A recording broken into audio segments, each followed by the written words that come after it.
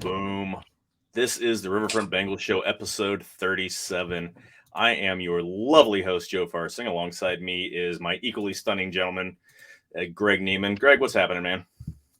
Nothing, man. Living the dream. Yourself? I am ready to roll. We are doing this super late because we love you guys. It's damn near 11:30 here on Thursday night because we are dedicated to you, our faithful listener and viewer. We love you, Joey.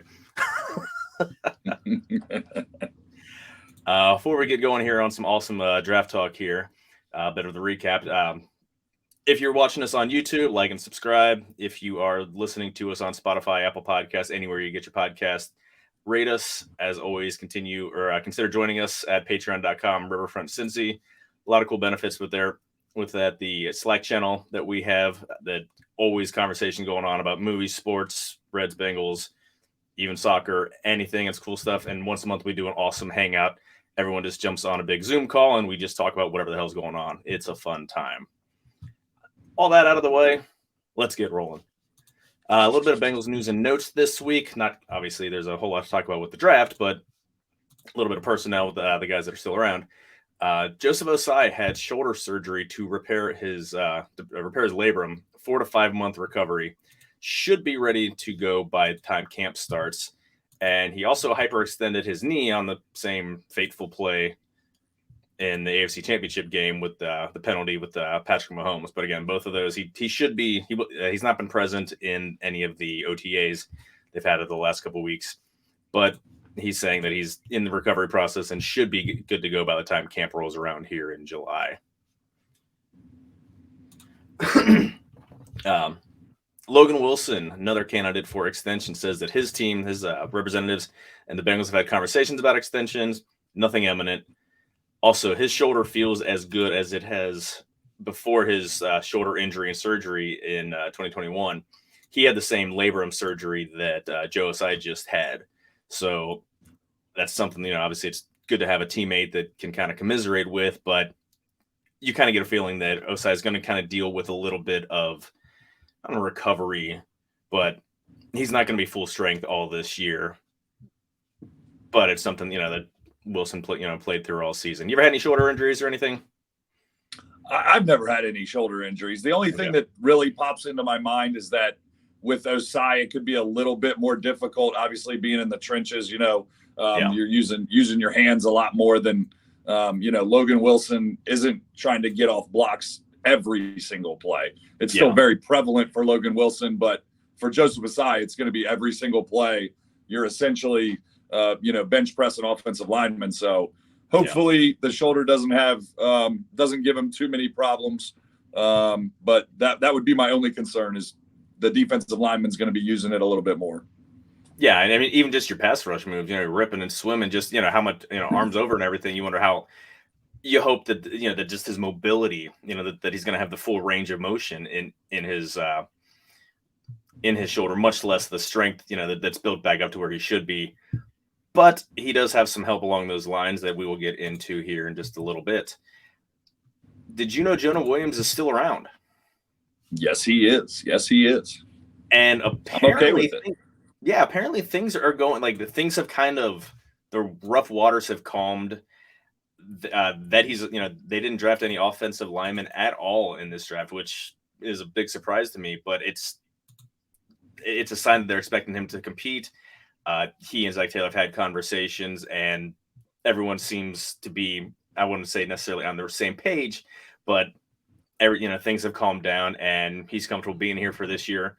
Also seeing the amount of money that right tackles. Apparently, Juwan Taylor is going to stay on the right side in Kansas City, making $20 million a year. So Jonah can take that with consolation that if he plays well enough on the right side, he can still get paid.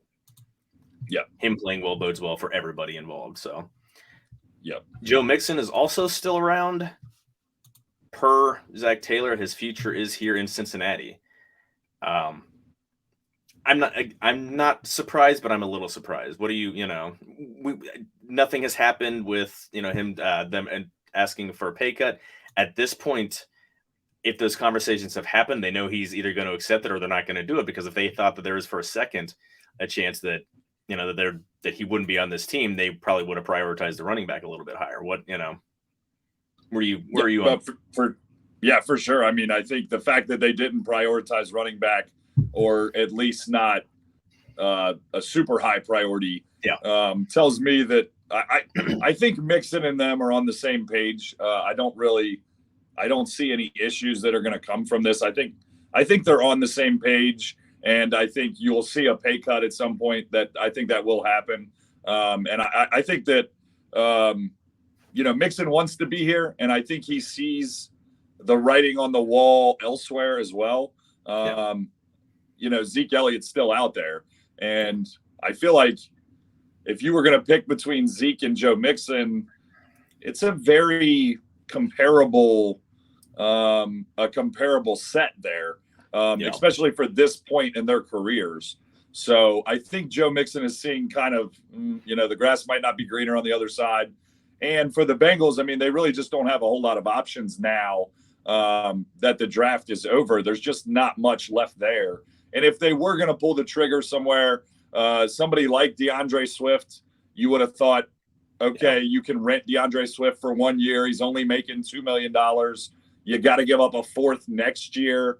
That would have been a move I would have kind of been able to see the Bengals making. So the fact that they were not even in that discussion just kind of furthers it along the line that I don't see Mixon going anywhere for the immediate future. Yeah, absolutely. I think he has a little more tread on his tire than Zeke does. Zeke was used a little more heavily and, a few more injury issues, but he also has the baggage of the personal issues hanging around his neck. So, yeah, I mean, he sees peers that are, having to take pay cuts or, that are, available on the free agent that are still sitting around. Mm-hmm. I still think, as a Bengals fan, as someone who wants the most explosive version of this offense, I still don't think he's the best fit. And I hope that they work in Chase Brown, who we'll get to, in a way that maximizes the full, to the full effectiveness of the offense. Mixon is still the guy in the fourth quarter that's, going to be able to wear down the defense if if you're just trying to melt the clock. He doesn't have ball control issues. He usually falls forward, and he's a reliable 2 or 3 yards if you need 2 or 3 yards. So it's it's fine. They could have they prioritized an upgrade if they wanted to. I'm happy with the guy they got, but they they figure out this is what they're going to roll with this year. And I think we talked about this a couple episodes ago that we talked about, is Mixon going to be that number one back? I believe it was 2 episodes ago, and I think we kind of came to the general agreement of Mixon will be the quote number one, but we could see him getting less than 50% of the total carries. Yeah, that's kind of where I'm at. I think he'll be the number one, but I think you'll see a heavy dose of both of the backup running backs. I think you'll see Trevion Williams. I don't want to say a healthy dose, but I do think you're going to see a mix of it's going to be a running back kind of carousel, if you will. I don't think you're going to see Mixon get the ball 20 plus times a game. Maybe not once this season. I really believe that kind of that 15 carries is kind of the sweet spot for Mixon at this point. 15 carries in a game is more than enough. I don't see him hitting that 20 carry mark. I think they're gonna spread the responsibility out and kind of work it by committee. I would love it if they did that, because each running back has specific different skill set. It isn't. Even with Samaje Perine, who was limited in his explosiveness, he was still a really good pass receiver and a great blocker. He was excellent at picking up, especially the free runner coming up the middle. Something obviously that Mixon struggles with hardcore. It's more, not being an X's and O's guys as much. It looks more of effort than it does actual. I don't know, like the actual technique or anything, because it just looks like he just stands in front of the guy, and if he gets ragdolled, he gets ragdolled. But apparently, of the running backs that were available to be drafted, Chase Brown was the highest graded. Not asked often to block, but he had a pretty high blocking grade. So that's good to see. But again, he's a rookie, so you have to temper. He hasn't seen NFL pass rush yet, so right. It's a good sign, but who knows how these things are going to work out in the long run. The last little bit of info: Trevor Siemian was signed as the backup, to compete with Jake Browning for quarterback 2 for the Bengals. He'd been in a couple weeks ago. I think there was probably an understanding that we'll get back to you after the draft. We have interest. We're going to see how the draft plays out. And obviously that's what happened. I mean, within a couple days of the draft, they picked him up, and I think it's a decent move. I think obviously, if anything happens to Burrow, your season's going down the toilet if it's anything significant. But better than Brandon Allen, better than Jake Browning, I think he has the best chance of kind of keeping the boat afloat if Burrow had to miss a couple games for this, that, or the other. What do you think?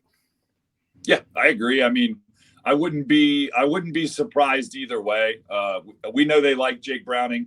I wouldn't be surprised either way if Trevor Siemian does, in the end up winning that job. I would not be surprised. But I wouldn't be surprised if they stuck with Jake Browning either. I think it's almost a move that you have to do, because you can't go into camp with Burrow and Browning and whoever's below that, when you sign some completely low-level free agent. So, I mean, to me, this move is common stance. I think something like this was going to happen. They weren't going to roll in with just those two. So you knew something was going to happen. I mean, I think this is par for the course. And if Jake Browning is what they think he is, then okay, let's, prove it a little bit. And I think this is only a good thing for the Bengals, a little bit more competition. And we welcome it. Yeah, I mean, at the very least, you at least need that third arm for camp days. I mean, you've got so many, 90 players on your roster. How many receivers are out there? You can't have your top, you can't have 2 quarterbacks thrown to all those guys. Their arms are going to fall off by the end of August. I just look at his actual numbers, touchdowns to interceptions, and they're, for a backup quarterback, they're decent. I mean, it's only completing 58% of his passes, but again, I think it's 28 to 21 touchdowns to interceptions career. And I mean, that's fine. I mean, he's won some games. He started a bunch of games in his career. His best game in his career was against the Bengals when he was on the Broncos. He threw for over 300 yards and 4 touchdowns a few years back. He's worked with Brian Callahan before in Denver. So yeah, he's behind Browning in terms of Browning's been in the system a couple years and understands the offense, but he's worked with the guys. So he's got someone in his corner knowing that, that he's got the mental acuity to be able to pick up the playbook, in relatively short order to make himself useful. So that's pretty much the end of non-draft news for the Bengals this week. We're going to touch a little bit on just the NFL draft as a whole in terms of the greater league. Any surprises? We'll kind of limit this more to early rounds or anything like that, but any surprises or trends that kind of you weren't expecting? Well, I'll give you 2. One that I was expecting and one that I wasn't. Will Levis falling out of the first round was amazing to me. Indy taking Anthony Richardson. I don't understand the Anthony Richardson love. The guy completed 53% of his passes in college in a high IQ system. It's not like they were running a bad system. He had a good offensive coordinator. Completing 53% of your passes it's appalling. I mean, it's appalling. And you think he's going to come to the NFL and be better? I don't understand. He had athletes around him at Florida. Again, it's not like he's playing at Southern Miss and doesn't have anybody around him and playing better competition every week. It's mind-blowing to me that Anthony Richardson went 4. And I know everybody talks about combine numbers and all that stuff, but combine numbers to me for a quarterback are like the least useful numbers. I mean, the fact that you run a 4.40, I mean, it just doesn't matter to me as much. When I want you to deliver the ball from the pocket, if we're going to be a highly successful team. And I thought it was good for Levis. I think he ended up in the right spot. I think that is a perfect system for him, but I was surprised that he got out of the first round. And I think for me, it was just I think the three teams at the top decided they wanted quarterback, and I think everybody else said, "Well, we're not going to be in those sweepstakes. We're not going to pay that price." And I think eventually the Titans just said, "Oh my gosh, he's still here. I guess we got to do this." So that was the surprise for me, was Anthony Richardson going 4 and Levis falling all that far. And then the one that was not surprising to me that we had touched on last episode was that we thought the tight ends would not fall, but slide just a little bit because it was so top heavy with tight ends. And I think we saw that with not only the Bengals pick, but other than the Bills going Dalton Kincaid in the first, to me, it looked like basically everybody said, I'm not going to go tight end in the first because I can get one in the second that is equally as good or equally adequate. And I think those teams were right. So I think the tight end slide a little bit was expected. So that I expected. The Will Levis drop, I really did not. Did you think that, were you kind of surprised that Dalton Kincaid was the first tight end off the board? I mean, Michael Mayer was pretty much, maybe not consensus, but he was probably received as much or, more hype than any of the other tight ends that were draft eligible. I was surprised that Kincaid was the first one off the board, but I also was not surprised because I thought if Buffalo took the first tight end, it would be Kincaid, because they wanted the pass catching receiving tight end, which Kincaid is more of than Mayer. So I thought for what Buffalo wanted to fill, I thought if they took the first tight end, then Kincaid would be the first one off the board. So I'm not surprised that they took Kincaid, but I do think overall Michael Mayer is a better tight end than Dalton Kincaid overall. But when you're speaking to scheme, Dalton Kincaid fits with what the Bills want to do with him better than maybe Mayer would have. So yes and no, I was and I wasn't. I kind of feel bad for Mayer because he was pretty clear that he wanted the Bengals to pick him. Whether, obviously everyone wants to go in the first round. There's more money. There's the guaranteed fifth, the option of the 5th-year guarantee. Apparently he wasn't even the first two one of the first two guys on their board. They had Kincaid and Laporta both rated higher, or at least what's been leaked out. Again, those three are, to me, pretty interchangeable. Same with Musgrave. I mean, there were a bunch of guys that were, really close. And again, that's, like we talked about, that's why it wasn't surprising that with all that talent that they dropped, because the value isn't really there for tight ends in the first round. But, that those guys started to come fast and furious second round on. I think I was not surprised that Hooker lasted until the 3rd round. Again, this isn't so much about production, so much about projection. He's 25 years old. We went on about this. They're guys that old, quarterbacks that old are not successful. And at least as a 3rd round pick, the team doesn't have a ton of capital tied up in him. So if he's not successful, they can move on from him. And that takes a little bit of the pressure away from him, from having to perform, now again, with somebody that age, you would assume that he would be, that he would be able to step in and start maybe quicker than an Anthony Richardson. Excuse me.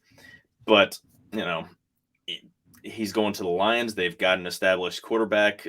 Jared Goff he's a roller coaster. But is Jared Goff still going to be a starting caliber quarterback all through 2023? Probably. So does Hooker take over? I would think so. Yeah. So is he going to take over when he's? I don't know Goff's contract situation off the top of my head. I would assume he's probably near the. He had such a weird contract that has carried over. So does he take over next year as a 26-year-old? It's I don't know. Like it's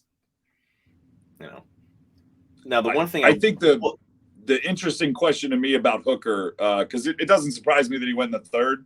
The only interesting question I have is what would have happened if he didn't tear his ACL? How would that have played out? I don't know. I think maybe he moves into late 2nd, mid 2nd kind of territory.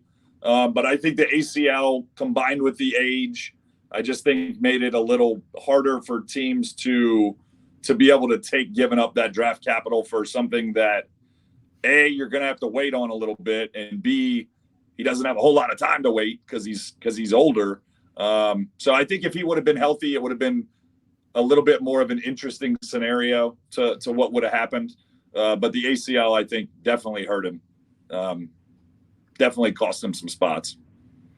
Yeah, and again, I mean, it's good for him that he's going to a place that has kind of a system, support system behind him. That offense is electric, and if he can get up to speed, if anything happens to Goff, and again, he's been a roller coaster. He's had some terrible seasons in there, and if he struggles or if he gets injured, I mean, he can step right in. And he's got a fantastic receiving core. He's got a couple really good running backs, including, we'll get into running backs here in a second. But I mean, you kind of feel bad that he's in a situation like there's not an immediate path to starting, and he's just getting older. Like he's not maturing; he's getting old. So, but overall, I do think the Lions are as good a spot as any for him. I mean, you're coming into a pretty good situation. Now, you might not be immediately the starter, but I do think you're coming into a good situation, and I like the coaching staff there. I think they're, player friendly. The players seem to love them. So I do think Hendon Hooker's going into an interesting situation that's probably pretty good for him. Yeah, to me, it's just looking at like a direct pathway to playing time, and it might be there, like not immediately, maybe again, maybe next year. And if they struggle, maybe they'll phase him in down the stretch. But this is a team that's expected to contend. And they've got a veteran quarterback who had a great year last year. I'm not a Jared Goff stan, but I mean, he was lights out last year. So anything close to that, and then he's just sitting, getting another year older as a backup. Do they let Jared go? If they make the playoffs, if they go 12-5 this year, I mean, that division's kind of wide open. You don't know what you're going to get from Green Bay. Minnesota's not as, clearly nowhere near as good as their record was last year. Bears were were the worst team in the league last year. You expect that they're going to make a leap, but is that leap to 7 wins? I don't think they're contending for the playoffs this year. So if they, if the Lions go 10-7, 11-6 and win the division, are they going to want to push Goff out to start? Oh, well, that's a problem for another team, not for mine. We've got a quarterback. We're happy with that. We got a quarterback. We're good. Exactly. I was a little surprised, not much, but a little surprised that Anthony Richardson went fourth overall. Clearly, I mean, I said last time that I thought he was going to fall because, again, like you just said, 53% completion. They talk about how, obviously all of his measurables, and he, athletic freak, had the highest testing numbers of any quarterback.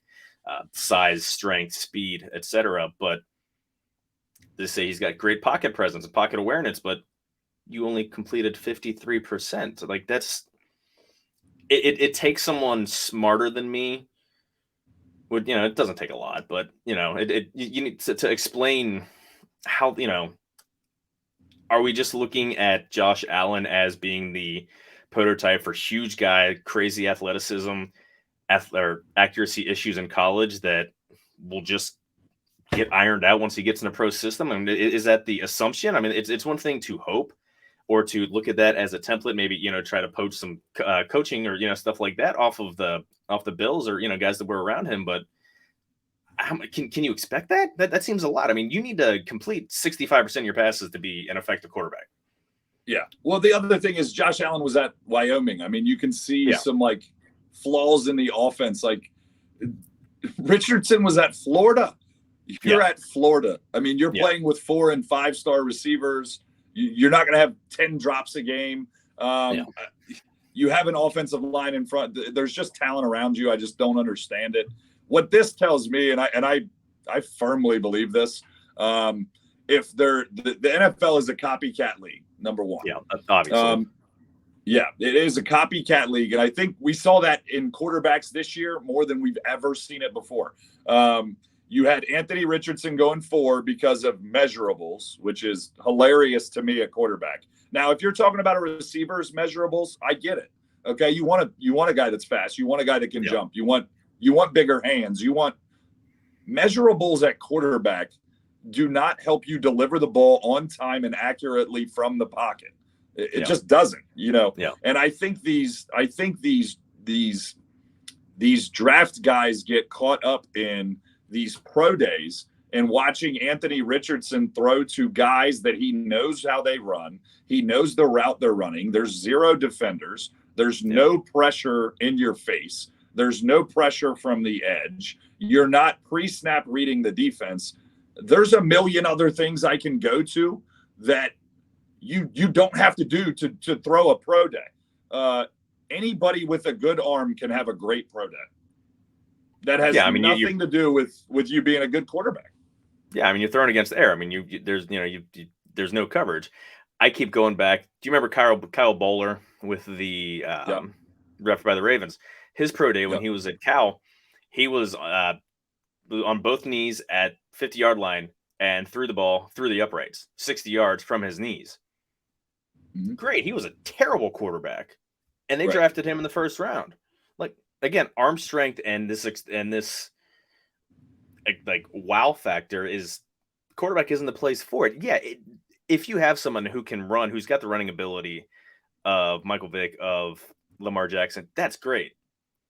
But if you're playing quarterback, you need to be able to get the ball on time. You need to be able to make your reads. And again, I don't watch a lot of Anthony Richardson tape. I can't say, was he making the right reads, or was, why the completion percentage was so bad. And there has to be something to it for everyone to take him that high. I mean, Will Levis was a similar, not quite, he was Anthony Richardson light in terms of all the measurables and everything. And he went to the second round, and he had a more productivity in college, we'll say, even with a somewhat of, supposed down season his last season. So it's weird. Who was your best pick in the first round? My favorite pick of the first round is, and I think it's somewhat risky, but I like the risk versus reward. I thought Jalen Carter falling to the Eagles at 9. That guy is an absolute monster and a freak. And the fact that the Eagles, the situation for me makes it the great pick of the first round. If he was drafted by, let's say, the Falcons at 8, I'm not loving that pick because they're not heavy leadership, ready to win now. What the Eagles have done, basically funneling everybody from Athens, Georgia to Philadelphia. When Jalen Carter walks in there, if he acts like a clown or does something stupid, there's going to be 8 guys that he's maybe not friends with, but that they have a relationship together. There's going to be 8 guys that can look at him and go, Jalen, you're being an idiot. If you don't stop, I promise you this is not going to work out for you. I just think for the Eagles, it's such a great situation. And I think that the Eagles players respect Jalen Hurts tremendously, as they should. The guy's a winner, done everything right in his life. Absolutely. I just think the situation for that pick, getting him at 9, getting a monster that you can bring into a system that he doesn't have to be the guy. They'll still be good without him. So we can move on without you, or you're going to get on board and do it our way. And I think he'll get on board, and I think he'll do it their way because he's going to have peers that he's familiar with, and he's not going to feel attacked if they say, you got to change this, you got to change that. You can't be going out and doing this and doing that. I think that it's just a perfect scenario for Jalen Carter, and I think that'll end up making it a perfect scenario for the Eagles, and I think they'll greatly benefit from that guy still being there at 9. Yeah, I kind of went the same route as you. Same team, same college. They love their Bulldogs. I mean, they're Philadelphia Bulldogs, or the Beagles, we'll call them. Yeah. I went Nolan Smith falling to 30, and he's in the perfect spot. He gets to learn right behind Hassan Reddick, and this is another explosive edge rusher. They've got so many of those guys. That last year they led the entire universe in sacks. Excuse me. And now they bring in 2 more explosive. They had 4 guys with over 10 sacks last year. Yeah, something crazy like that. And that's even with them bringing a couple old guys off the street, old tackles. Ndamukong Suh and who else did they? I can't remember. I'm trying to look real quick. I know they brought in. What's that? There was one more guy. I'm trying to think of who it was. No, Fletcher Cox is their own guy. No, Linval Joseph. That's right. From most of his days in Minnesota. So, Yep. and they don't even have to bring those guys back because they're just replenishing with these electric guys from the draft. I mean, there was a lot of talk about rival executives getting kind of tired of Howie Rose, Philadelphia's GM getting all of this pub, and there's a reason for that. I mean, he's killed it the last couple of years. They were in the Super Bowl last year, and they get 2 first-round picks this year because of wise decisions, and they blow it out of the park again this year. So it's, they're set up to be a really good team, and there's nobody else in the NFC. The NFC is just maybe the 49ers, but who's quarterbacking that team? Is Brock Purdy again? Brock Purdy of 2023, 24, 25 isn't Brock Purdy of 2022. That was just a weird flukish. I'm sorry.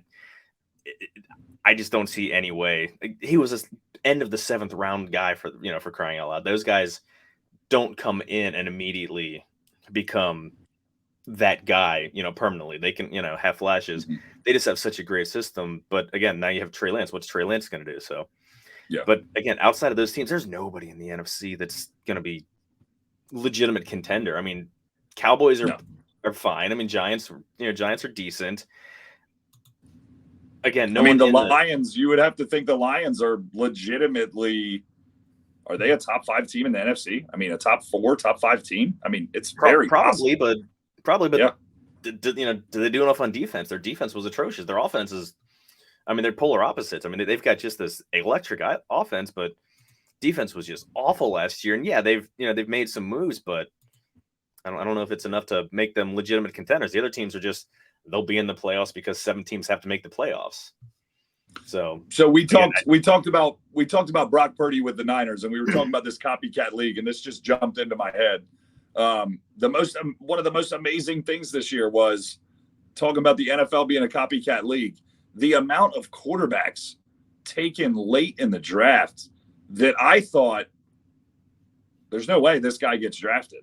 I mean, one that pops off of into my head is a Cincinnati kid, went to Cincinnati St. X's, Sean Clifford from Penn State. Yep. He's a 5th round pick. I mean, no offense to Sean Clifford, but I mean, a 5th round pick. There was so many quarterbacks taken that I thought no chance. And it was the Brock Purdy effect. All these people think they're going to pick up a late round, rookie of the year guy, a quarterback. It was mind blowing to me the way the copycat of the NFL took over for these guys drafting these quarterbacks in just ridiculous places, ridiculous draft capital to give up for these guys. Yeah, Andy Dalton Jr., Max Duggan going in the 7th round. He's going to the Chargers, who obviously have a set quarterback room, so he gets to develop. But Dorian Robinson-Thompson, is that from UCLA? From UCLA, I never really saw much from him, but there was talk about the Bengals being interested in him, getting him late in the draft. He went higher than what I thought it was going to be. Eagles getting Tanner McKee in the 6th round. Yeah, in the 6th round, and it's like, why? What? Get guys elsewhere. Like these, I don't know. Like it's, I don't know. If you believe that that's a route that you can go, then get a guy undrafted free agent and spend that on something else. Yeah, that was one of the most peculiar things that I think I've ever seen of the NFL draft. I mean, Sean Clifford was a guy at Penn State that for his final 2 years, the talk for Penn State was, when are we going to bench him? Yeah. The fans wanted him benched, and now you're a 5th round pick. Yeah. I mean, it's mind-blowing. It was literally mind-blowing to me. So you have another local kid from here around the area, Northern Kentucky kid, quarterback from Minnesota, Tanner Morgan. Yeah. He signs an undrafted free agent contract with the Steelers. Yeah. To me, I see Tanner Morgan as a better quarterback than Sean Clifford. And Tanner Morgan went to college. Yeah. And Tanner Morgan went undrafted, and Sean Clifford goes in the 5th.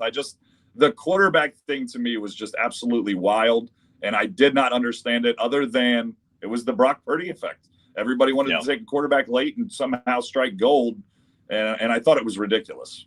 Yeah, you look for like they're looking for a specific trait besides just a scrubby go-getter like Rudy, you know, right? Like, no, these guys are, you know, they're going to be on the street probably by next year's draft. So, yes. Who is your worst first round draft pick? My worst first round draft pick was Quentin Johnson of the Chargers. I think the Chargers need a receiver. The problem is I think they missed. This guy in big games in college, time and time and time again, did not show up. Just absolutely did not show up. And the more physical teams got with him, the worse his production got. And the NFL is, you know, more man-to-man than college, obviously. I would be stunned if that pick works out. I just thought that was a really, really bad. I thought it was a bad pick. I thought they reached. Zay Flowers was available. Jordan Addison was available. Two guys that I would have much rather had than him. Those guys won the very next two picks. Zay Flowers at 23 or 22, and Addison at 23. Yep. Yeah, I guess they did. Yeah. I think Jackson Smith-Njigba, and so Jackson Smith-Njigba went at 20 and started the wide receiver run. And I think the Chargers panicked and took.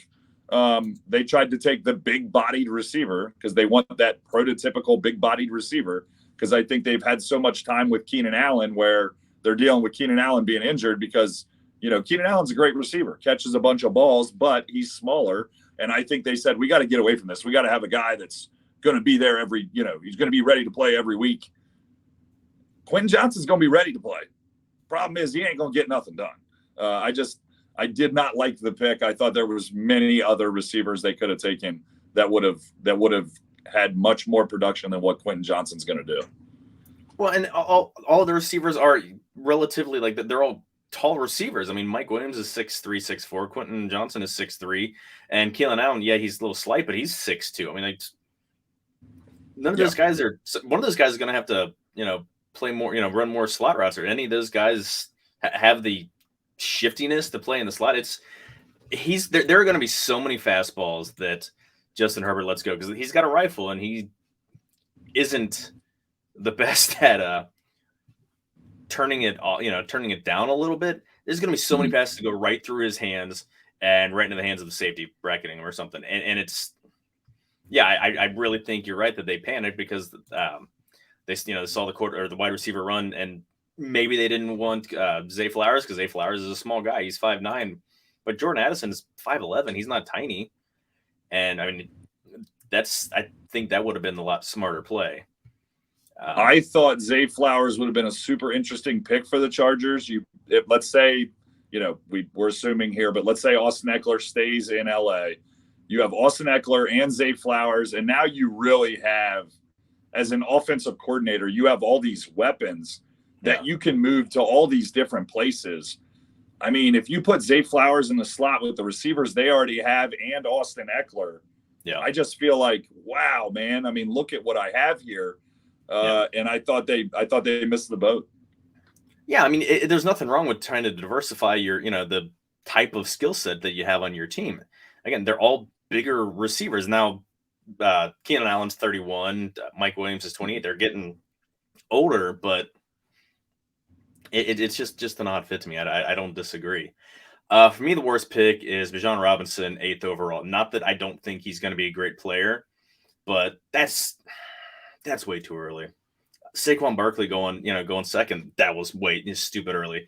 Even if he immediately becomes the best running back in the game, maybe middle of the first round, if you think that guy is the stuff, that he's going to be the absolute best player in the league. But man, and then that caused the Lions to jump early on Jahmyr Gibbs, and Gibbs was someone that I think the Bengals would have been very interested in if he was available at the towards the end of the first round, and he went off the board at 12. I mean, that was a stunner. Yeah, it really surprised the hell out of me. I mean, most teams get it. Like running backs, you you don't you can, but it's not the best allocation of resources to draft in the first round. You can get a more premier position, and let's not act like the Falcons didn't have needs elsewhere. But Yeah. let that guy go, and if he gets picked, fine. Then you can get a running back, get Zach Charbonnet in the second round, or if Gibbs were to fall in that bag instead of starting the run that early. It's weird. That being said, now they've got a pretty talented top three on offense for my boy Des Ridder. I mean, they've got Bijan Robinson, they've got Kyle Pitts if he's healthy and can kind of reclaim some of the form he had his rookie year, and Drake London. I mean, that's the start of a solid core. You've got a couple decent linemen there, but don't forget about Tyler Algier. Don't forget about Tyler Algier. Tyler Algier. I mean, that's the other reason I thought it was weird. I mean, he was a 5th rounder last year and got over 1,000 all-purpose yards, and Cordell Patterson's still there.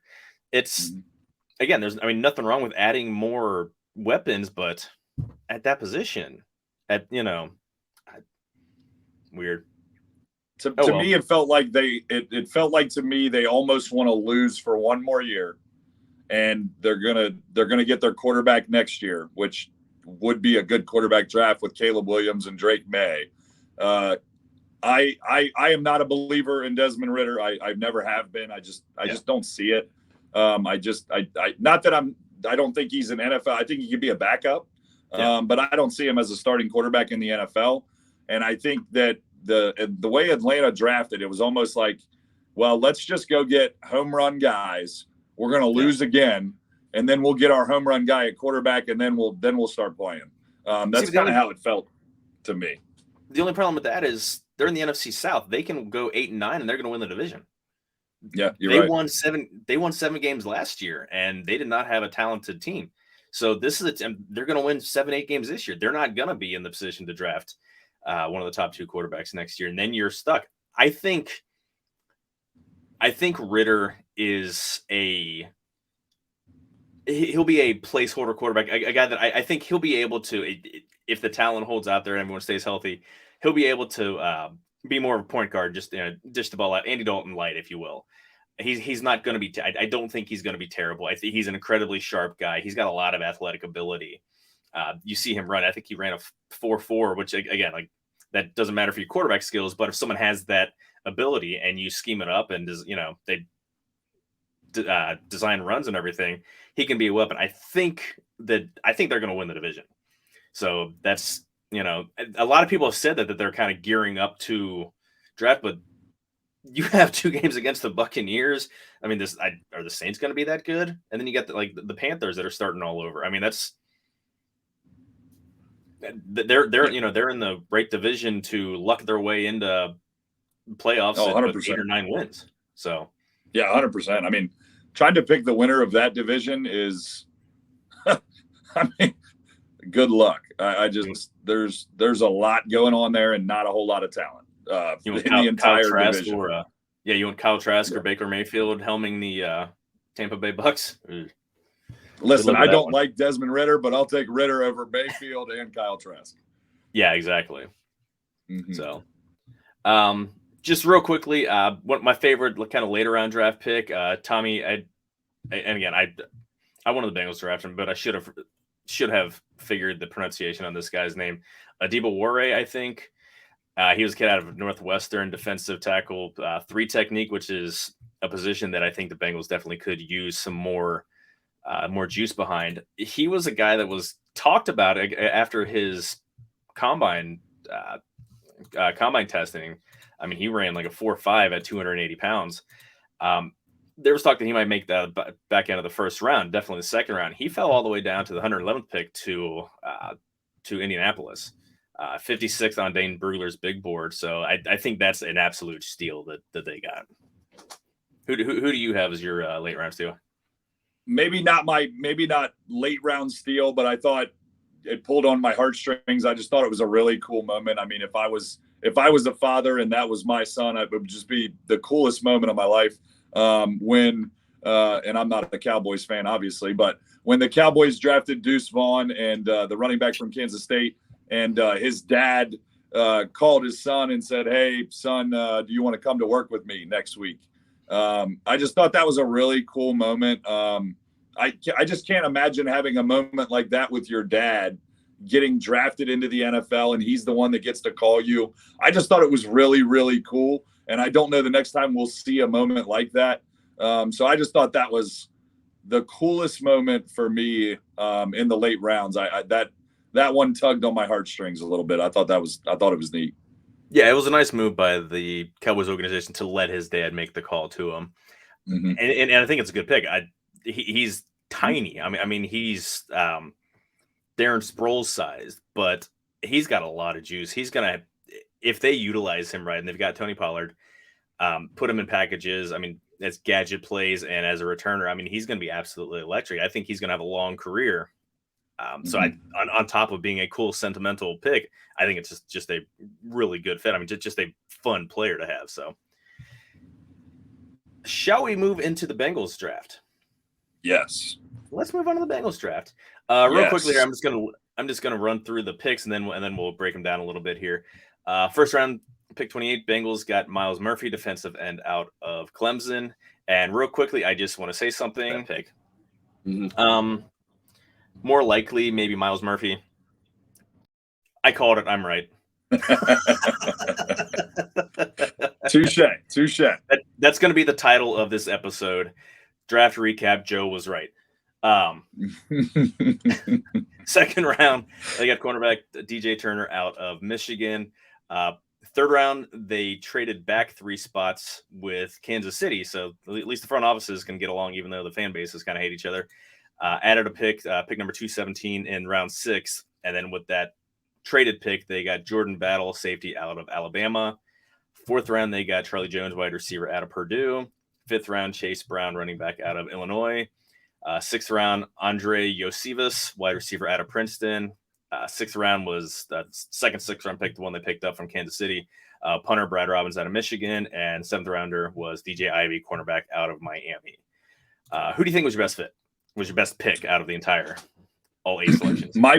My best pick, obviously looking at value of where you drafted them and things of that nature. I thought Charlie Jones from Purdue was a really, the more you look at him, the more you watch his film. Holy cow, man, this guy can play. I really like that pick. I think obviously it's more, we don't necessarily need him right at this moment. It's a luxury pick, but I think it's a really, really solid 4th round luxury pick for the Bengals. And I think the kid will be able to help you in certain ways, punt returning. He's obviously a nice punt returner. They're going to be able to do some things with him where he's going to be able to help in small ways, building into a larger role here next year and down the line. But I thought that was a really, really nice 4th round luxury pick. I think he's actually going to get a lot more run sooner than we realize. Last year, all 3 wide receivers missed some time. Higgins missed a little bit of time. Like it came out a couple games with concussions. T missed a handful of games with the hip injury. Tyler Boyd got knocked out a couple times. And we saw a lot of Trenton Irwin. And love me some Trenton Irwin, but what does he really provide you with? He's got pretty sure hands, but he's not like he doesn't have a lot of special teams value. He's not an absolute burner. He's fun guy, nice guy, but you absolutely you raised the floor of that wide receiver room with Charlie Jones. I mean, they run a fair amount of 4 receiver sets, and he's going to take over for Tyler Boyd next year anyway. So I think he's going to get a fair amount of reps. I didn't look up because the guys because the big 3 were kind of in and out of the lineup a little bit. It isn't really useful to see how many routes Trenton Irwin ran or whoever was specified as the 4th receiver, but he's going to get he's probably going to get 10-15 snaps a game at minimum, not counting any injuries or anything. He's got absolutely just fantastic hands. I think he had a 2% drop rate, which is amazing. Just strong hands and sure hands. Again, great returning ability. And The only, I don't want to say complaint. The only thing that I was kind of looking for more was the ability to run away from guys. His yards after catch isn't there. I mean, he catches the ball and then he gets tackled. That's why I was selfishly looking at someone like Tyler Scott from UC or someone of that ilk. But those guys, they're faster. They can run away from the secondary a little bit better. But most of those guys, especially at that point in the draft, you're going to have a bigger issue with hands. They're not going to be as sure-handed. So I think you're right. I think it's a really good pick. For me, it just starts at the top. Myles Murphy, perfect storm of need. Bengals need, the Trey Hendrickson is, I believe, going on the last year of his deal. Sam Hubbard isn't getting any younger. They didn't have a ton of pass rush juice as a word. I mean, they think they're 30th in the league in sacks last year. They needed to get more production out of the out rushing the quarterback. Again, there's need and fit and the prospect sliding. So you get someone who was expected to be gone somewhere in the middle of the round at the end of the round. And then you look at the actual size. He is the typical Bengals Lou Anarumo defensive end. I mean, he's stout. He's 6'5", 270 pounds. He's someone who can hold up against the run. And they don't, I think they could have in the past kind of gone for smaller guys. Carl, try that again. Carl Lawson was a bit of a smaller defensive end. I think he was 6'2" or 6'3", shorter arms, but he had that speed and quickness. But you see how much they valued him. They let him walk and replaced him. So he fits the size of what they like, and he just has some freakish athletic ability. The only, I don't want to say but the thing that you would want more is the production didn't escalate the way that you kind of would hope it would. Because when he was a freshman, I mean, you look at his numbers and like, this guy's going to be an absolute monster. This guy's going to be Myles Garrett. And I don't think he's going to be Myles Garrett, but I think he's going to be a starting out this year, a solid rotational piece. He's going to be able to move inside. He's big enough to move inside when on pass rush downs. That's going to be a fun front, by the way, with you're going to have Osai, Hubbard, and Myles Murphy inside and Hendrickson on the other side. That's a lot for teams to try to account for. And then if you rush 5, you bring a blitzer from somewhere, they're definitely going to pick up their sack numbers this year. That's why I thought it was a really good pick for that exact reason, that he can move inside. Obviously, you're going to need him to play in at some point. You got to. We're going to have to move on from somebody at some point. That's going to happen. For sure. But the ability of him being able to move inside added so much value to that pick for me, because you're a Bengals franchise that you're trying to win now. Yes, you're trying to plan for the future as well with him at defensive end, but he checks both boxes. He can help you win now, plus he can check the future box of defensive end. So I thought that added value was massive. I thought it was a really good pick. Selfishly, I wanted Michael Mayer because he's the local guy. But when they took Myles Murphy, I'm not going to lie, I was not upset. I thought it was a really good pick. I was actually surprised that he was still available. I wasn't home when the draft was going on. I was at coaching baseball at the time, so I was just trying to catch back up with where the picks were, and I don't think I was even I had really paid too much attention to who was still or who had been picked, who was still around when the Bengals went on the clock. So when I saw his name came up, I was actually kind of surprised.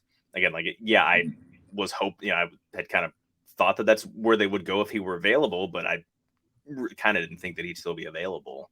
So it's just a smart pick for a team that has, and it's going to have so much money tied up on the offensive side to get somebody on the defense that that's going to be a day one contributor and can be a 4 or 5 year guy. And even if they draft and replace him, if they still have all that money tied up on offense, that's a hell of a start right there. So who do you think is your worst pick?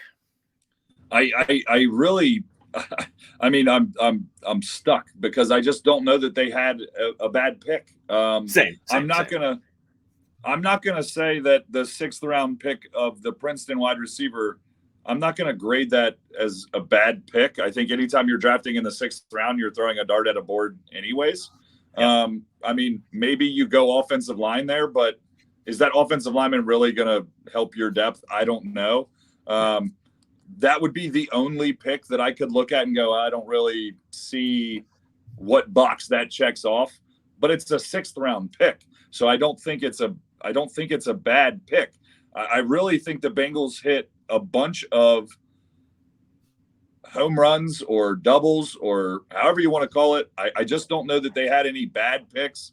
I actually got a text from my mother. What'd you think about the draft? They took a punter in the 6th.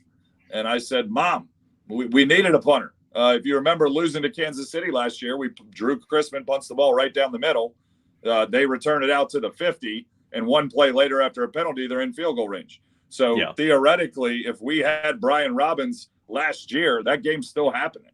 That punt cost us our season.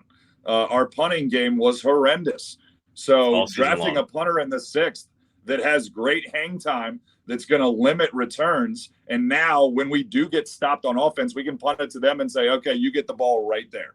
You get the ball at the 25. You caught it there. That's where you're going to get it. This guy has an incredible hang time. I thought the punter pick was one of my favorites. When you can pick up, and I know it's only punter and it's only special teams, but when you can go to the 6th round and say, that guy's definitely going to start for us. If you can pick that up and it makes your team better in the 6th round, do it every time. Granted, it's a punter, but the Bengals were atrocious at punting, and now you feel like they will be up to the standard of the NFL with everybody's punt team. I feel like the Bengals can limit returns now, and I just feel so much better about that.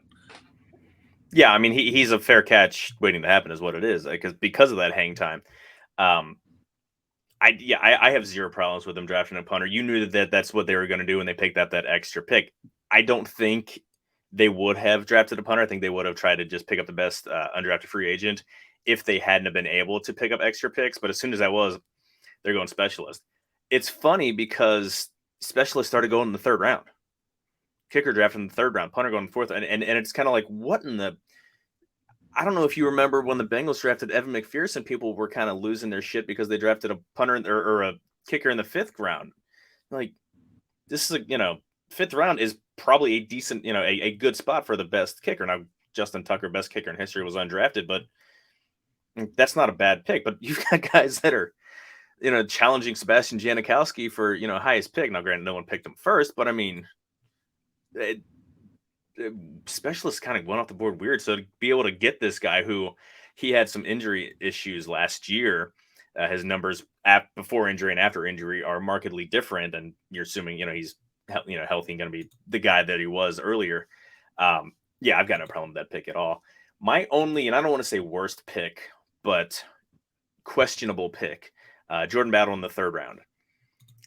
Super productive player. He started 4 years at safety for Alabama.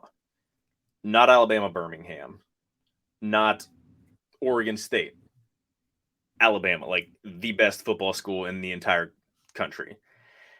He was a captain. One of the 3. There were 3 captains that Alabama had: Jordan Battle, Will Anderson, and Bryce Young. So that tells you everything about his acumen, about how well he's thought of, the kind of leader, the kind of person. And we know the Bengals, like, they adore getting drafting leaders, drafting captains.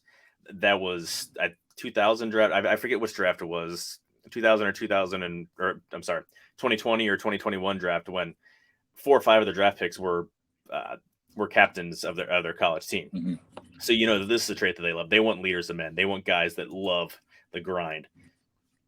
And his measurables, I mean, he had like maybe a little better than average 40 time, but nothing spectacular. But then you look at his play, and he's just a tackling machine. I mean, some of the play, just quick instincts, great player. But the question was drafting a safety there in the 3rd round when they drafted a safety in the 1st round and signed Nick Scott, and Tyson Anderson's coming back off of. So to me, it was more of just, was that a position that they needed? And again, with Adibawore or a tight end or a running back on the board, it was just kind of curious to me. Again, I'm not saying it's a bad pick, but it was the one that kind of raised my eyebrow more than any of the others. And to me, this is we sort of talked about this or kind of made mention to it that we trust in Lou. Lou Anarumo. We're gonna trust in what he believes. But there was a comment that Lou Anarumo made before free agency started, where a reporter asked him about if you were to lose Von Bell and Jesse Bates, and his response was, "I hope we don't get to a point like that, we lose both of those safeties." Because of the leadership qualities, the good characteristics those guys have, not just as football players, but as people. And I think this was Lou Anarumo, he was putting a very young leader in that clubhouse in the secondary.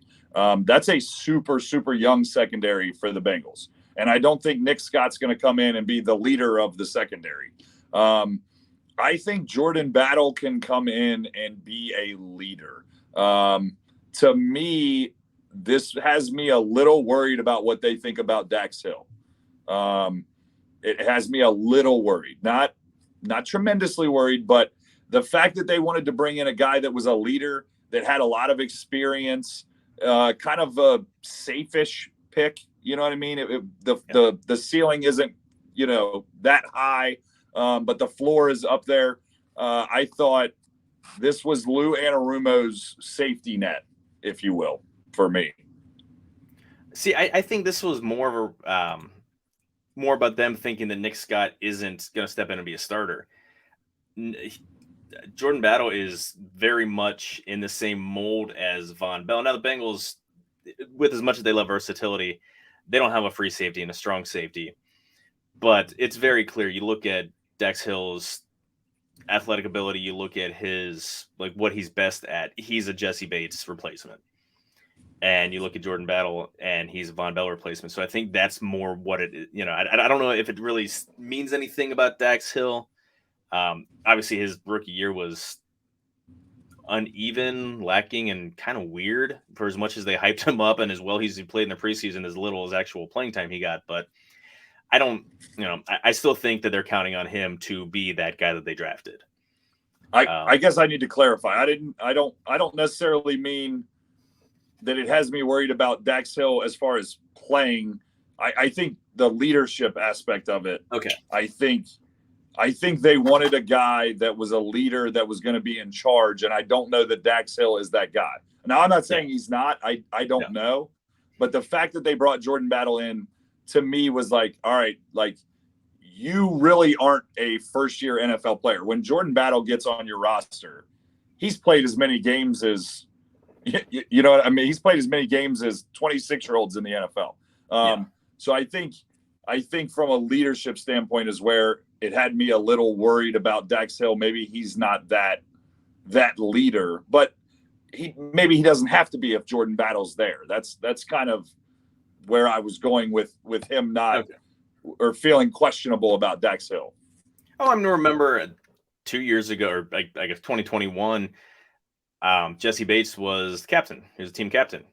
Last year, Von Bell was a captain. So it's, they've had two guys in the same backfield that were team captains. So I think just the more the merrier. Again, and not everybody's cut out to be a captain. I mean, some people are better soldiers than they are leaders, and that's perfectly fine. I mean, you need leaders at specific spots. Like, you need your quarterback to be a leader.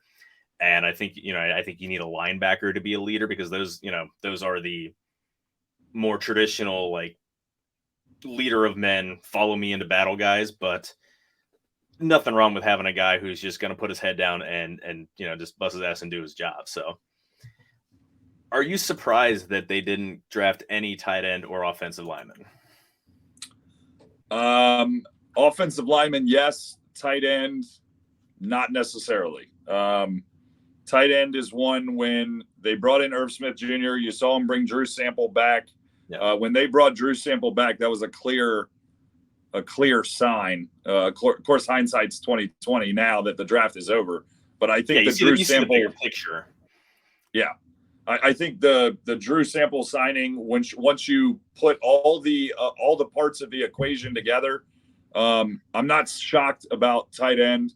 I would say I'm more shocked about offensive line, which is why I said that 6th round wide receiver from Princeton. I would have rather just maybe thrown a dart at the wall with a lineman somewhere and see if maybe you could add some depth. But I'm not going to say it was a bad pick. So I was definitely more surprised with offensive line not being addressed at all than I was with tight end. I kind of look at it. I was kind of the other way around. I was more surprised that they didn't get a tight end than an offensive lineman because, yeah, they did set themselves up that they have two experienced tight ends at the top of the depth charts. But after that, like you would think that it wouldn't have been, you would think it would have been on the radar to try to get a developmental guy or some, again, thinking someone down the, third, fourth, fifth round. And maybe it was just a matter of the guys that they wanted going ahead of them, and they just didn't value it enough to want to jump up and, get someone, reach for somebody. You look at their history with drafting offensive linemen, it's just piss poor. Sketchy at best. Yeah, first round, seventh round, undrafted. So why waste draft capital on that? We forget Ben Brown, undrafted free agent they got last year. He would have been a fourth, fifth round pick if he hadn't had a knee injury. He's fully healthy. He's coming from Ole Miss. He's probably in line to be your backup center or interior offensive lineman. You have Cody Ford. I know they said he's part of the right tackle competition. It's weird because he was given an interior offensive line number. So, but presumably he's going to be, a backup guard. For tackles, you have Orlando Brown. You have Lyle Collins. I think Lyle Collins is probably going to, I don't know what they're going to do with him. I wouldn't be surprised if they either cut him or try to restructure as he's battling his way back from his injury, maybe waive him and then try to bring him back later. Because, that's not a huge cap hit. I mean, they already have they've got their roster set, but that's money that you could allocate, again, just moving money around for Joe T. Logan, whoever. You've got Jonah Williams. You've got Akeem Adeniji. You have Jack Harmon. Like they actually have a fair amount of offensive line depth for once. Trey Hill, but I think he's going into his third year back up the center from Georgia. I think he's probably on his way out, and Dante Smith. But any of those guys that they would have picked up in the 6th, 7th round going to be any better than those guys that have that have been in the system? I don't think so. Like they actually have depth, which is a scary thing to say. I mean, their offensive line isn't high ceiling, but the floor is a lot higher, and they they have backups that have seen time, that have seen a lot of snaps, and that's and we thought we had a functional backup guard, Max Sharping, and he was absolutely not so much. Yeah, he was fine in the Buffalo game because it was snowy and slippery, and they couldn't get their footing. The offense has the advantage there, and he was a turnstile against Kansas City. And again, you're facing Chris Jones, but I don't know if there was depth that was there that they thought was going to be better. So it's not surprising to me that they passed up offensive linemen. A little bit of what this tells me, and actually as you look at the numbers more of how much they throw to the tight end, I think a little bit of this is Joe Burrow does not, I'm guessing, Joe Burrow does not prioritize tight end. I don't think Joe Burrow is going to Zach Taylor saying, man, we got to make sure we have, super solid tight end room. I don't think Joe Burrow's too concerned with who his tight end is. And I think the fact that he earned CJ Uzomah a 3-year, $24 million contract kind of proves the point that, doesn't matter. Why? Yeah. Does it matter? Because CJ Uzomah is not a 3-year, $24 million tight end. Hayden Hurst is twice as good as CJ Uzomah, and I'll take Irv Smith Jr. by a landslide over CJ Uzomah, and that's with Irv Smith's injury history. I would still take Irv Smith. So this is when you consider cost. Yeah, 100%. And I just think that to me, I really don't think Burrow. I don't think that's one of his priorities. I don't. Yeah, he's he has Zach Taylor's ear. If he wanted a tight end, if he prioritized having a tight end, they would have gone, they might have gone stronger to hold on to Hurst, or they would have gone after, someone bigger in free agency or drafted someone higher. I think he wants someone who is a reliable outlet, but has there ever been a pass pattern, at least in the past 2 years, maybe even the past 3 years, where the tight end is anything more than the third option, even fourth option? Because turns out Joe Mixon's pretty good receiver coming out of the backfield.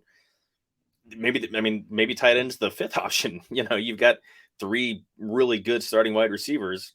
You're going to get more juice, more explosive, presumably out of your running back, if you don't have that athletic freak of tight end. So yeah, I think it's clear, that they just don't prioritize it, which is fine.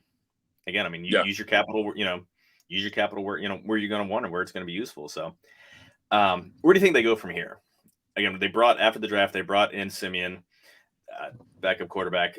You think they bring in another tight end? You think they're going to call Mitch Wilcox or someone else? Yes, I do. I think Mitch Wilcox will be with the Bengals. I don't know if it'll be when the regular season starts, but he'll definitely be in the mix. I think he'll definitely get a shot. So that would be the one thing I see. If they can snag a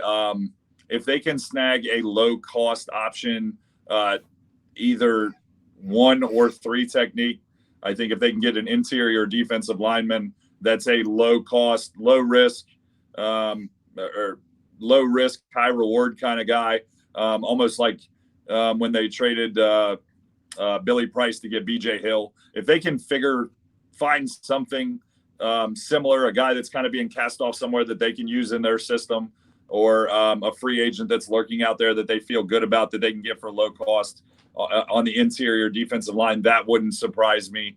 But other than that, I don't know that I see them bringing in another running back. I think with Taylor saying that Mixon's going to be here, you get the Brown pick and Travion Williams, Chris Evans. I just think you have enough there to pick and choose what you want to do.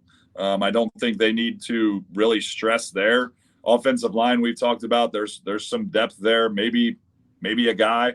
But I think what I'm trying to say is the Bengals had such a formidable draft to fill a bunch of, I don't want to say holes, but little boxes that you kind of wanted to, check off or at least feel better about. I think they did such a good job of that in the draft that I don't think they're really hunting for a whole lot. If something comes up that they feel like, okay, maybe it could make us a little bit better, yeah, we'll do it, but we're not hard pressed up to get that done. Yeah, their depth on defense is pretty damn amazing. The only place again that I think that they're most definitely going to bring somebody in is going to be the defensive tackle spot. Again, probably at least the 3 technique, because BJ Hill should not be playing that many snaps. I don't know of anyone. I think they're expecting Zach Carter to make a bigger leap in year 2. He kind of came on stronger as the year went on, but he was an end at Florida, so he had to adjust more. I'm sure he had to put on some more weight and strength, just to be able to anchor a little bit better. They still have Josh Tupou as DJ Reader's primary backup. He gives you a little, he's steady against the run. He doesn't give the push. He doesn't push the pocket anywhere near what DJ Reader does. I was surprised by how well Reader pushed the pocket this year, by the way. For someone that's that size and that strong to have that quickness, it's almost unfair. He's a monster. Yeah, he's just so damn good. A guy that I can see them bringing in, and he's still available, is Matt Ioannidis. He played on Panthers last year. He's 29 years old. Yeah, just turned 29 this offseason. I think he'd be a good depth piece. Again, he's not going to cost much. If you want to go the last year's Philadelphia Eagles route and get older guys, those 2 older guys are still available if you want to get Linval Joseph and Ndamukong Suh.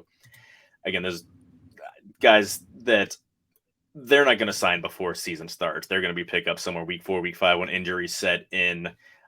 At their age, obviously, they're not going to want to go through the rigors of training camp or anything. Just give them a couple weeks to get in football shape, and they'll be ready to, play a handful of snaps. So outside of that, I think they'll pick up another running back just for another camp body. I don't think that they feel great about Chris Evans. I don't disagree with you. Yeah, I don't it's disagree. a shame to me because the guy had a lot of promise. His ability out of the backfield. I never was a great great with the ball rushing, but just his ability out of the backfield, catching and everything. I mean, he runs routes. He's got shake defenders like a wide receiver, but whatever reason, personality, I don't know. There was supposedly some issues. I mean, he just struggled to grasp the playbook. I don't know, but I wouldn't be surprised if they have someone else on the roster and Chris Evans is cut before cut down. They don't even have final cut downs. They just go straight from 90 to 53 now. Obviously, I wouldn't be surprised if at all if he's not here. So, but outside of that, yeah, I mean they're pretty well set up except for a couple, a couple trimmings and then just a handful of camp guys. They got a lot of undrafted free agents that came in. A couple tight ends, a couple running backs that were pretty interesting. I'm not going to waste my time spending too much breath on them because again, the roster is pretty full, but interesting guys that'll probably make the practice squad at least. So outside of that, anything else that struck you from this draft? Any other thoughts on the draft, on the world at large? Anything like that before we get out of here for the week? I have 3 final thoughts that all popped up, as we were talking. The first one, which this is more of a previous nightmare here. We were talking about offensive linemen, and we're talking about the Bengals, history of drafting offensive linemen, and the only thing I could see in my head was Andre Smith running that 40-yard dash. I mean, my God, that's the only thing I could see, and I didn't want to see it. I couldn't unsee it. That's so night terrors. Yes, just so odd. You ever? Again, you're probably not the Simpsons fan that I am, but there's something that like the Homer Simpson's at the doctor, and they kind of Dr. Hibbert flips his stomach just to see how long it takes. And it's just going and going and going. And he's like, look at that blubber fly. And that's exactly what goes through my head. Just man breasts because he thought it was smart to run it without his shirt. Yes. Oh, God, that's Thanks so that was my first final takeaway is Andre Smith. maybe we shouldn't draft another lineman ever. The second takeaway I had was, we're talking about who's going to be the third running back. We're talking about the backup quarterback situation. We're talking about interior defensive line depth. We're talking about offensive line depth. We're talking about secondary depth. Yeah. What this means, guys, I know we're not used to it.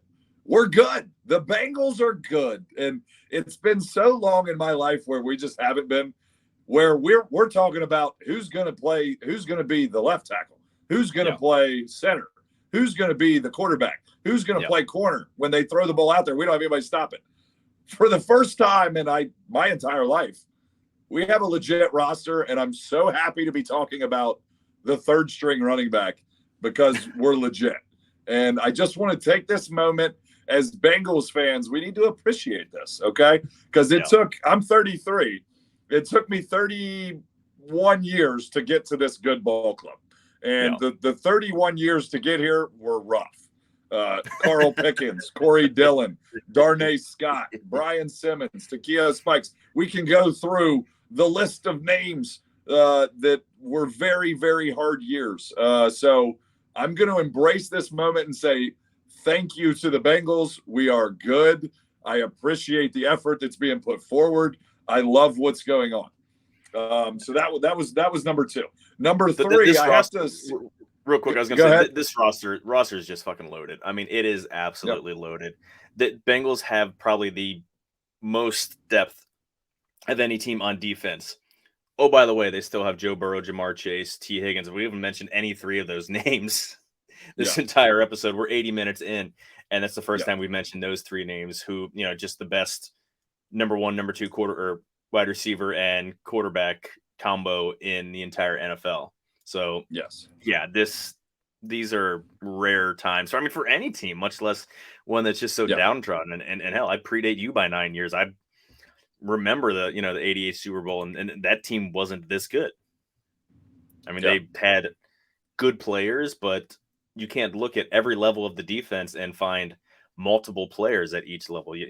Multiple players, on multiple wide receivers, multiple running backs, just an absolute stud quarterback. And it's like, wow, they are.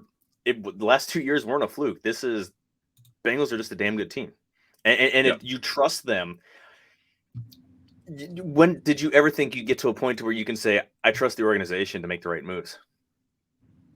That, and when was the last time you trusted them to win in the end, at the end of the game? I mean, when we lost to Kansas City in the AFC Championship, I was hurt, not because we lost or that, I was mad at the Bengals. I was hurt because I thought we were going to win that game the entire time. I was stunned. Yeah. So when we're losing AFC championships and we're like, man, we had that one in the bag and this one slipped away. In the previous 33 years, if a game slipped away, and don't act like you've never said this, because I know every Bengals fan has said this. When the game slipped away, you said, I knew that was going to happen. I already saw that. I saw that yesterday. You know what I mean? I knew that was coming. Andy Dalton's going to throw a pick, or Jeremy Hill's going to fumble. Oh, literally any way you can lose. I mean, we get a 15-yard penalty against the Steelers when their coach is at midfield yelling at us. Right. I mean, we find ways that are just unfathomable to lose. That is gone. I've let that go. We're not, when we lost the Kansas City game, I didn't go, I knew that was going to happen. No, I was, man, that hurt because we that's not supposed to happen. We could have had it. Yeah, that's not supposed to happen. They didn't play well, and I still expect them to win. Yeah. And then my third and final point is, because I have to look at myself in the screen every day. I guess they tell me I'm starting to look homeless. So I think for next week, we're gonna have a haircut. We'll have a nice haircut, and maybe I won't look homeless next week, and you guys will feel better about it. We're starting to get some people wondering where they can donate to the cause for you, Greg. Yeah. At Greg Neiman right there. Yeah. You're still the second most handsome gentleman on this show, Greg. I like being in the top 5. I'm good. I kid. Well, folks, that pretty much wraps up everything we have for you this week. We will be back at some point whenever hopefully there's news coming out on the extension front, but it's a long off season.